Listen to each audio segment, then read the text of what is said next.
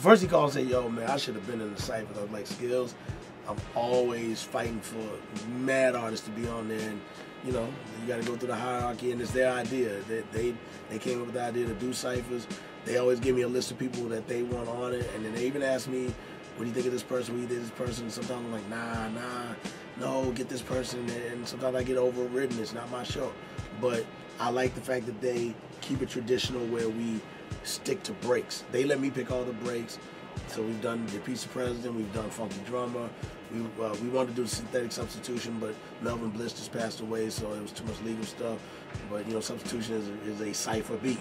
So we said, let's do Skull Snaps. You know what I'm saying? And it was either Skull Snaps or the Hihachi beat. And everybody heard both, and they were like, no, we like Skull Snaps, so we stuck with that. But Skills called and was like, yo, man, I need to be on the Cypher. I said, dude, you gotta go through Stephen Hill. You gotta deal with him. So he's like, that's what I gotta go through? Yeah. He said, where'd y'all film it at? I told him where we filmed it. And he said, yo, I'm gonna remake it, and maybe I can get their attention. I said, hey, maybe you'll be on it next year, you know. But he did it, and I saw it the other day, and it was just so comical because, again, even with the people going, ooh, because you do have, you know, extra heads there that's just to do the ooh and ah when people do punchlines in their rhymes and all that stuff. And he just told, it was almost like the Chappelle Show skit. But Skills is an ill motherfucker on the mic. You know what I'm saying? So shout out to Skills, shout out to Jazzy Jeff, Darnell. You know, they're still doing their thing, hitting the road. And, you know, Skills does all the MCing for their tours and everything. So, and I know he's got an album coming out, so we'll support it. And, you know, Skills is never lacking in the lyric. I just knew I have enough knowledge of what it takes to do one. And after my history of Gangstar and being a top-notch producer and being a DJ in the industry of music, I knew that it's worth a shot to give it a try. So I said, let me spend a few years on seeing if a label works. If it doesn't, I shut it down. The reason why I messed with Paz because he would know the rhymes to. I don't care if you made a record and this motherfucker's gonna sing your lyrics. And you gonna be like, yeah, if it's dope, he gonna sing and to the T. I remember one day he speaking to Royce 5'9" about the Malcolm X record when he was having all this drama, and he did the whole thing a cappella on the phone where Royce was I did it to Royce, like I was battling him. Yeah, doing the same cadence, the same attitude on certain words, where, you know, Royce was just sitting there like, yo, like no one has, and that's a long song.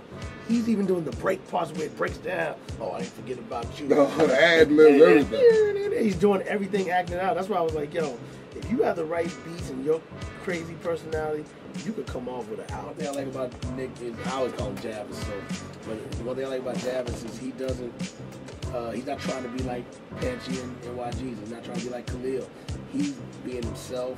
He's not trying to, you know, fit a certain, you know, stereotypical image of what the hip-hop rapper is supposed to look like. He's looking like Nick. And that's what I respect. And then on top of that, it's so much diversity in the artists, musically and lyrically. All of their albums are written up on the wall over there, which is my traditional way that all my Gangstar albums were done with Rule. And where you give me the titles and we'll make the music fit the titles. And I haven't done that since we all got together. And I decided to go back to that maybe like 6 or 7 months ago. And now all those yellow sheets of paper on the wall over there are their albums listed as we just fill in the blanks and make them become what they are. I said Dre's gonna win. You know what I'm saying? I mean, that's just how I am, man. Like, Dre's gonna win. But me and Dre are friends, you know what I'm saying? Like, I've known him for years. He even said he came to the Gangstar party in '89. I actually got the pictures on my phone. You know what I'm saying? And with me and Eazy-E, I'll show it to you after we're done. And Dre came, Ren came, Eazy came. It was just the three of them. And it was just ill that they showed up because they were N.W.A. come to a Gangstar party in 1989. I remember it was at the Big Hunt Club. Never heard of that club in my life, but it was the Big Hunt Club. And we were mad because we were like, yo, we need to be at MK's, one of the clubs that all the hip-hop motherfuckers go to. You guys at the Big Hunt Club. And then the N.W.A. walks in. They're like, yo, man, we love Words on Manifest. And I was like, yo, like, they're at our party. And me and Dre been cool through so many different times, man. I mean, he's during Death Row days, we hung out, you know, during when he was working on the Rakim project, there was miscommunications going on, and I called him to check to see what the weather's like. He's like, dude, you're DJ Premier. I ain't got to tell you how to do nothing. You just do your thing. He said, that don't apply to you. with any miscommunication, and that's the type of relationship we still have. So when I read that he found out that he beat me in the producer battle, I love what he said about it, and even that he called me Primo. Like, he's not, you know what I'm saying? He wasn't like, yo, DJ Premier. He talked like we've been knowing each other, and everything he said was just so genuine. You could tell it wasn't made up.